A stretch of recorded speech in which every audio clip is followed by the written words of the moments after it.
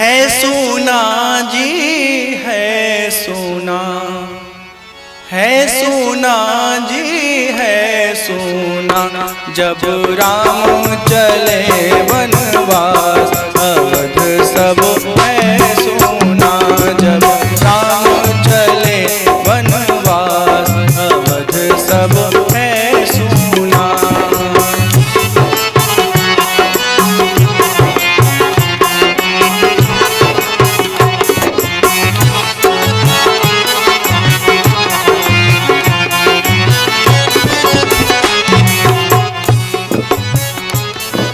जब राम वनवास को जाने लगे,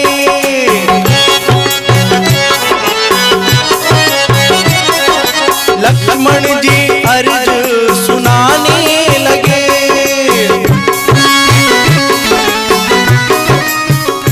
भैया हम भी चलेंगे साथ, भैया हम भी चलेंगे साथ, अवध सब है सोना।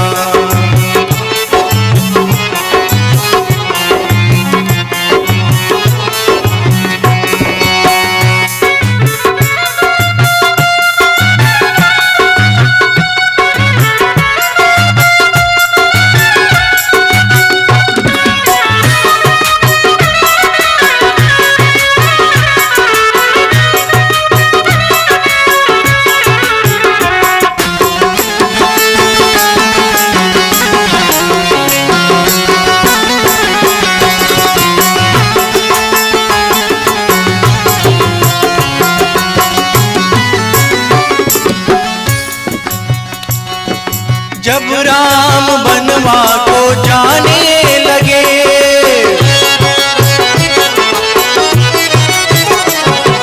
सीता जी अर्ज सुनाने लगी,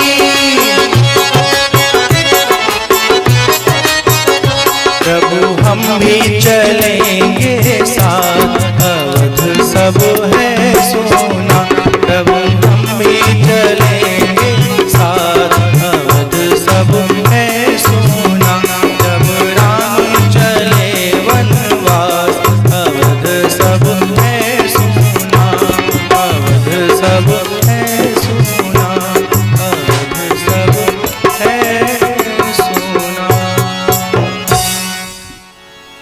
अयोध्या के बहुत सारे लोग भगवान के पीछे पीछे वनवासी हो गए। भगवान चलते चलते पहले दिन संध्या काल होते होते तमसा के तट पर पहुंचे, और हम पिछली बार आए थे तो बताया गया था कि इधर तमसा नदी भी है ना, अमुआरी से थोड़ी दूर आगे है उधर। हाँ, तो वही इलाका रहा होगा। भगवान वहाँ पहुँचे, तमसा के किनारे विश्राम करते हैं, और जब सब लोग सो जाते हैं ना तो सुमंत्र जी से कहते हैं, हे सुमंत्र जी, हमको रथ पर बिठा करके इस प्रकार से रथ चलाइए कि रथ के पहिए का चिन्ह किसी को पकड़ में ना आए। नहीं तो क्या होगा, पहिए के चिन्ह के सहारे जहां जहां हम जाएंगे सब लोग वहां चले आएंगे। टेढ़ा मेढ़ा करते हुए रथ को ले जाते हैं, और इस तरह श्रृंगवेरपुर पहुंच जाते हैं भगवान वहां पहुंच करके गंगा मैया को प्रणाम करते हैं। प्रयागराज जो है ना, उससे पहले श्रृंगवेरपुर आता है। मैया में स्नान करते हैं, विश्राम करते हैं। इसी बीच निषाद राजगुह्य जो भगवान का मित्र है, उसको जब खबर मिलती है ना तो सब परिवार आते हैं, वो अपने साथ ढेर सारा भोजन आदि की सामग्री, फल आदि लेके आते हैं। सारा समाचार जब उनको मालूम चलता है तो बहुत दुखी होते हैं निषाद राज। भगवान से कहते हैं आप हमारे घर चलिए, हमारे घर में रहिए। भगवान कहते हैं हम वनवासी हैं, घर में नहीं रहेंगे, वन में ही रहेंगे। हाँ, अब निषाद में और राम जी में दोस्ती कैसे हो गई? राम जी जब वन में आते थे शिकार खेलने के लिए तो कभी कभी निषाद से मिलना होता था, और इसी तरह बातचीत होते होते वो दोनों में लगाव हो गया। कभी कभी राम जी उन्हें लेके अपने नगर भी जाते थे, अपना घर दिखाते थे, अपना साम्राज्य, उनका सेवा करते थे।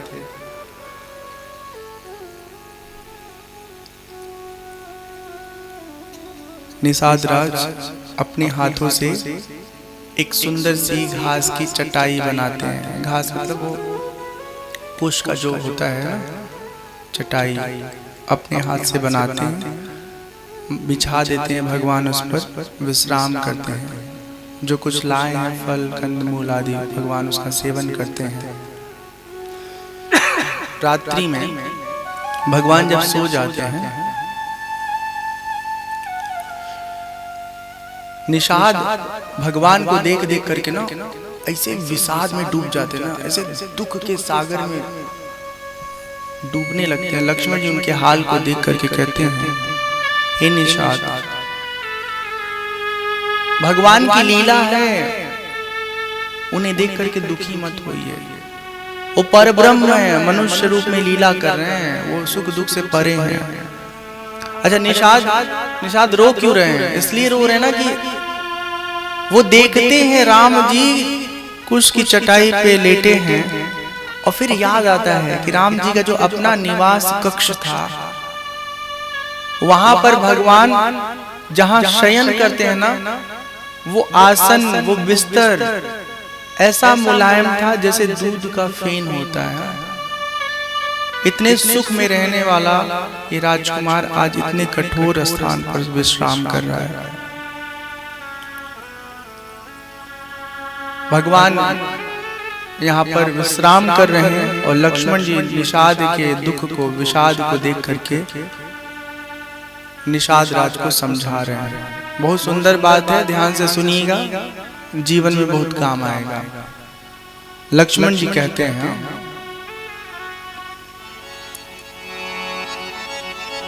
काहू न कहूं सुख दुख कर दाता,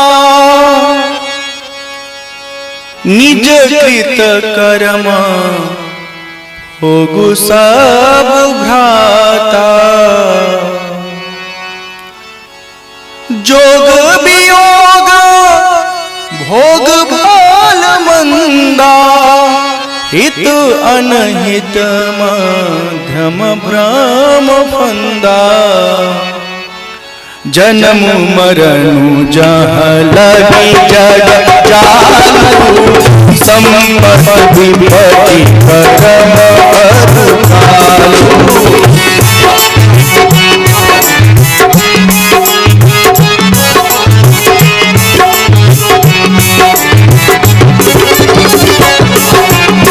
धरणी थामु धनु पुर परिवारु, सरगु नरगु जहाँ लगी व्यवहारु।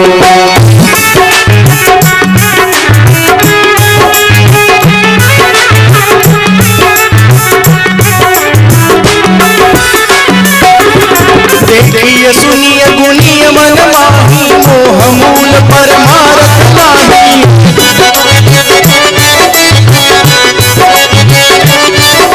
सपने ही होई भिखारी पुनापति होई, जागे लाभ हानि कछु तिमिर पंच जियो जोनी।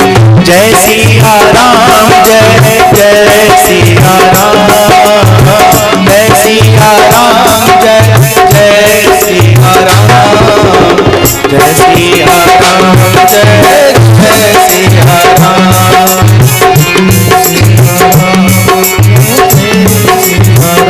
बंद बंद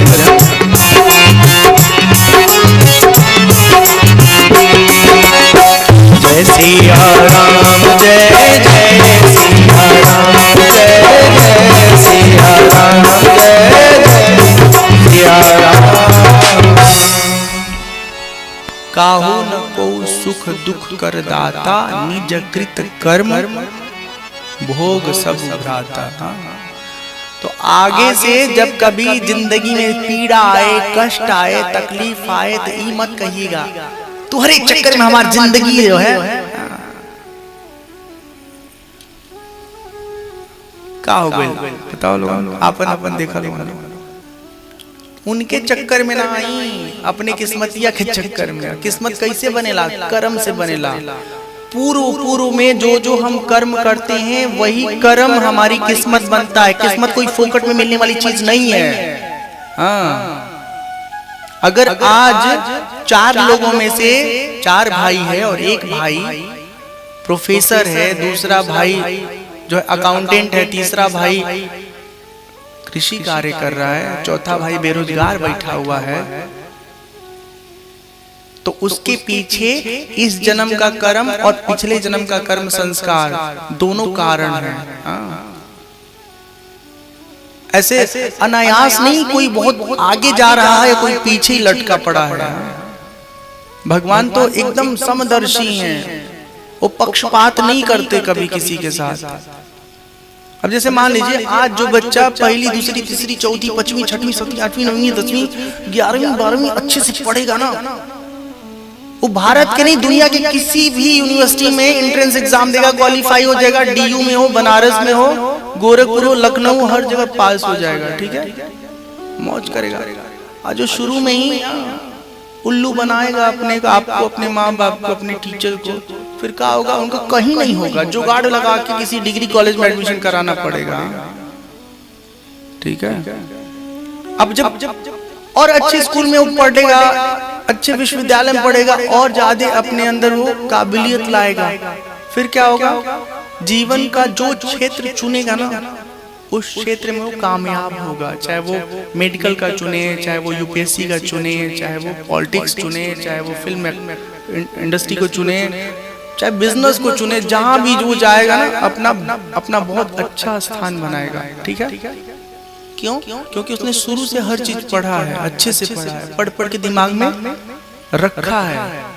हाँ, कितने लोग हैं जो पढ़ के दिमाग में रखे रहते हैं?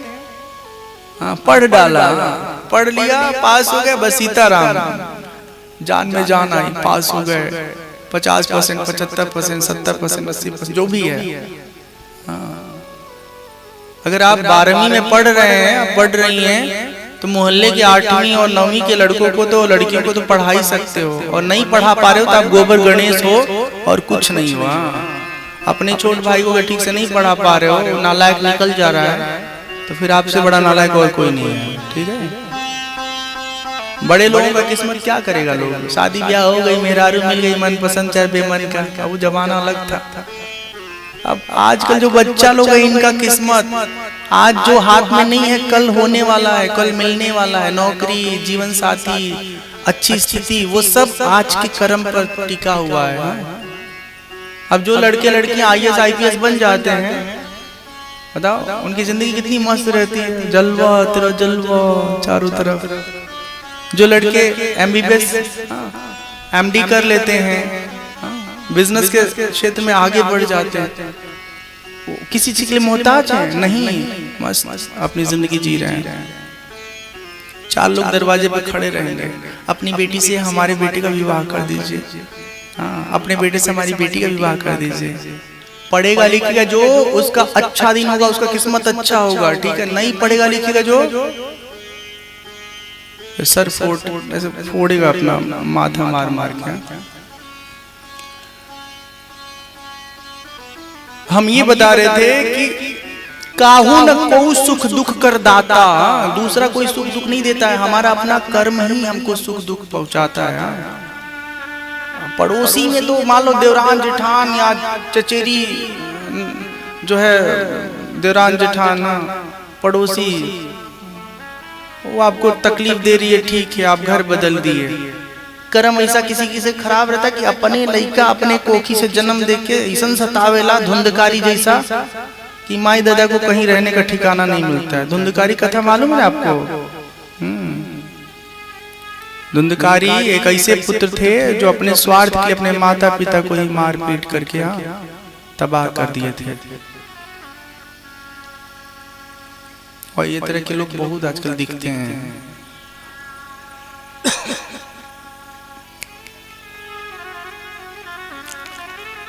हमें एक किस्सा बता रहा था, कोई लड़का ना 2 लाख रुपए महीना कमा रहा है, अम्मा के पास बहुत पैसा है,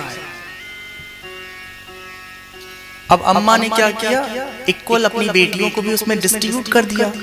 अभी बात लड़का को पच नहीं रहा है कि सब तू दीदी लोन के दे दे, हमार हक नहीं होला, हमार हक। कुंडली मार के वो बैठल चाहते हैं भैया जी। अरे काहे तू अपने माई के धन पे ताकत झाकत आड़ा, जब तू इतना कमात हो तो कितना लाइक बना दिल बा माई, तो वो अपन पैसा चाहे जहां बांटे उड़ावे, जौन मर्जी तौन करे, तो अपने पैसा से जौन करे बकारा। लेकिन ना ही हमारी चाहिए, हमरे माई दादा के भी हमके चाहिए, लालची आदमी। चलिए, तो कहो न को सुख दुख कर दाता, निज कृत कर्म भोग सब धाता। आज के बाद किसी पे आप ब्लेम नहीं करेंगे, किसी को दोष आरोपण नहीं करेंगे। तुम हमारे दुख के कारण है, आप हमारे दुख के कारण है, कभी नहीं ऐसा कहिएगा। जब दुख आए तो मान लीजिए कि हमारा कोई कर्म ऐसे उल्टा पुल्टा रहा होगा, उसका फल भोग रहे हैं, बात खत्म। भोग लेंगे, आगे अच्छा दिन आएगा। जोग वियोग भोग भल मंदा, हित अनहित मध्यम भ्रम फंदा।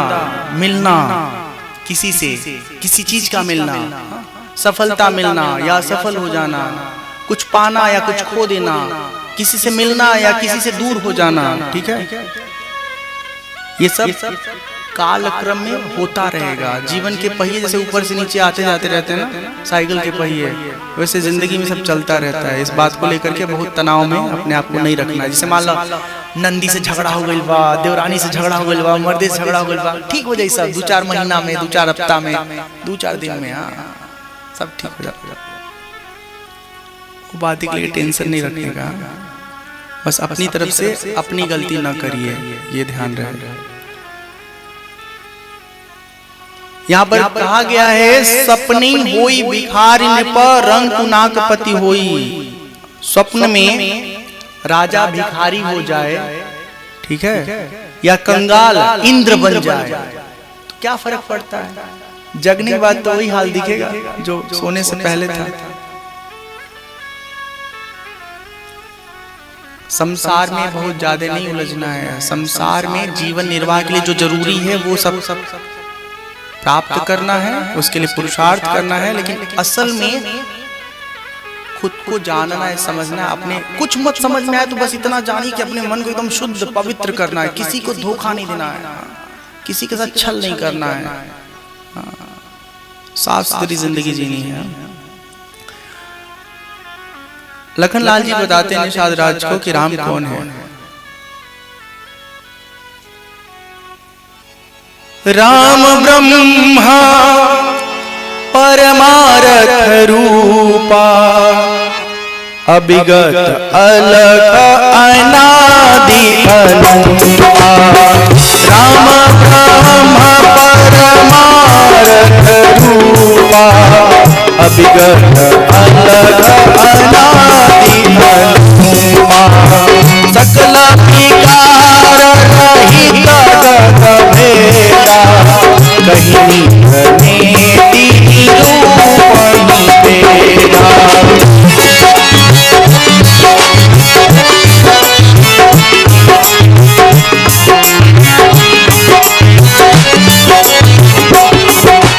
सखा समुझी अस हरि हरि मोहु, सिय रघुवीर चरण रत होहु।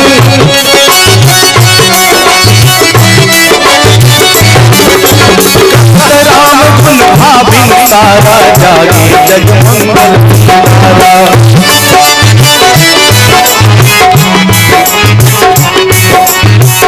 जय सिया राम, जय जय सिया राम, जय सिया राम, जय जय सिया राम, जय सिया राम, जय सिया राम, जय सिया राम, जय सिया राम, जय सिया राम, जय सिया राम, जय सिया राम, जय सिया राम, जय सिया राम, जय सिया राम, जय सिया राम, जय सिया राम, जय सिया राम, जय सिया राम, जय सिया राम, जय सिया राम, जय सिया राम।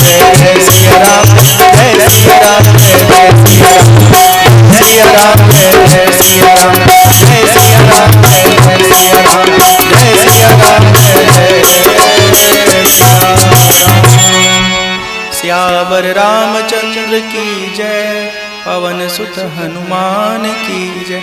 राम ब्रह्म परमार्थ रूपा, परम वस्तु पर ब्रह्म है राम, अभिगत अलख अनादि अनुपा। वे अभिगत हैं, जानने में न आने वाले परमात्मा हैं, उनको जानना अत्यंत कठिन काम है। अलग हैं, वो आंखों से दिखाई नहीं देते, हाँ रूप हैं, अनादि हैं, उनका आरंभ नहीं हुआ, सृष्टि के आदि से ही उनका अस्तित्व है। अनुपम है, उपमा रहित है, परमात्मा के समान कोई और दूसरा है ही नहीं संसार में, ब्रह्मांड में, और समस्त प्रकार के विकारों से रहित है परब्रह्म। ब्रह्म को जानने के दो प्रकार बताए गए हैं। एक तो इति इति इति इति, मतलब ये भी ब्रह्म है, ये भी ब्रह्म है, ये भी ब्रह्म है, तो क्या संसार का कण कण ब्रह्ममय है, सब में ब्रह्म समाया हुआ है। और एक है न इति न इति, ये ब्रह्म नहीं है, ये ब्रह्म नहीं है, ये ब्रह्म नहीं है। तो फाइनली एक जगह आप पहुंचते हो जहां पर आपको समझ में आता अच्छा ये ब्रह्म है। जैसे कल्पना करिए हम कौन हैं, ठीक है, हम कौन हैं। सामान्य स्थिति में तो हमको समझ में आता है कि ये पिंड जो हमारा है, हाथ पांव का जो संघात है, कान है, मुंडी है, नाक है, इससे जुड़ा हुआ जो आकार है वो हम हैं। लेकिन आपसे पूछा जाएगा क्या आप हाथ हो, तो आप कहेंगे नहीं हाथ हम नहीं, हाथ हमारा है। क्या आप नाक हो, नहीं नहीं नाक हमारा है, हम नाक नहीं है। आंख आप हो, बोले नहीं आंख हम नहीं, आंख हमारा है। मतलब शरीर के जितने भी हिस्से हैं हम वो नहीं हैं, वो सब हमारे जीवन निर्वाह के संसाधन हैं। हम कान नहीं है, कान तो सुनने के काम आता है, आंख देखने के काम आता है। तो हम कौन हैं? जो कानों से सुन रहा है, जो आंखों से देख रहा है, जो चीजों को महसूस कर रहा है, जो छू करके फील कर रहा है, अनुभव कर रहा है, वो अनुभव करने वाला हम हैं, मैं है, आत्मा है, ठीक है। और उस आत्मा का कभी नाश नहीं होता। कर्म के अनुसार वो अनंत जन्मों तक वो संसरण में, जन्म मरण के चक्र में जूझता रहता है, घूमता रहता है। और जो कोई स्वयं को जान लेता है, अपने अंतर आत्मा को शुद्ध कर लेता है, अंतःकरण को शुद्ध करके पूरी तरह से भगवान में अपना समर्पण कर देता है, वो जन्म मरण के चक्र से सदा सदा के लिए छूट जाता है, ठीक है। यही है असली आध्यात्म। यही बात समझना है। अलग अलग ढंग से अलग अलग जगह पर यही समझाने के लिए हम लगातार प्रयास करते हैं। बाकी राम जी की कथा का क्या है, हम सुना के जाएंगे, कोई और सुनाएगा, कोई और सुनाएगा, कोई और सुनाएगा, सुनते रहिए। लेकिन असली चीज स्वयं को जानना समझना है।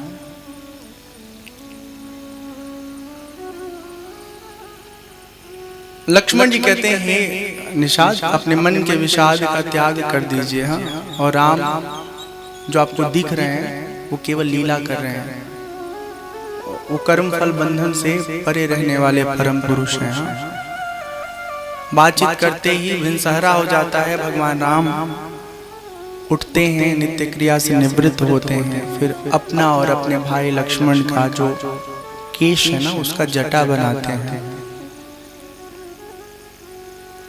सुमंत जी ये सारा दृश्य देख करके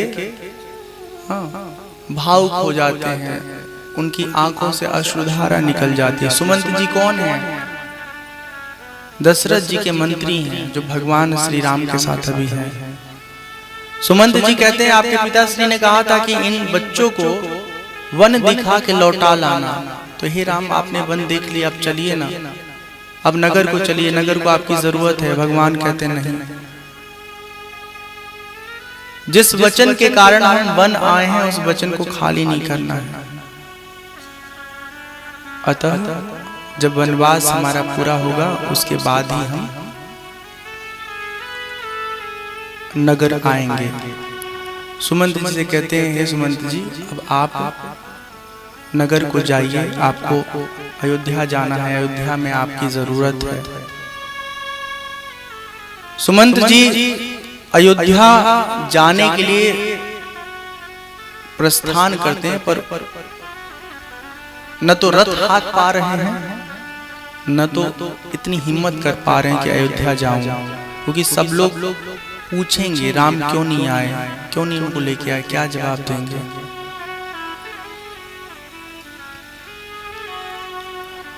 किसी तरह सुमंत जी अयोध्या के लिए प्रस्थान करते हैं और इधर भगवान राम निषाद राज से कहते हैं एक नाविक की व्यवस्था करिए, नाव में हम लोग बैठ करके अब इस पार से उस पार जाएंगे। नाविक आता है, वो राम जी के बारे में सुन रखा होता है कि इनके चरण का धूल लग जाए तो पत्थरों जो न मेहरारू हो जाले ना। तो वो कहता है कि हे भगवान, हमने आपका चमत्कार सुना है, हमारे पास एक ही नैया है, घर में पहले से दुल्हनिया है, अगर कहीं रौरे आपके घोड़े का धूरी लगी गई, आई हमार नाव दुल्हन हो गई, तो हमारे घर वाली दुल्हन मुझे बड़ी मार मारी है। कहाँ से ले लाए दुष्ट, कहाँ से ले लाए इनके, हाँ हमारे में कौन कमी रहे, दे दना दे लोड़ा से, हाँ चौका से बेलना से कूटे पीटे लगे। बहुत चतुर थे वो नाविक, भगवान के चरणों को खूब अच्छे से धुलते हैं, चरणामृत पान करते हैं और फिर भगवान को नाव में बिठा करके भगवान को उस पार ले जाते हैं। वो सुंदर भजन है।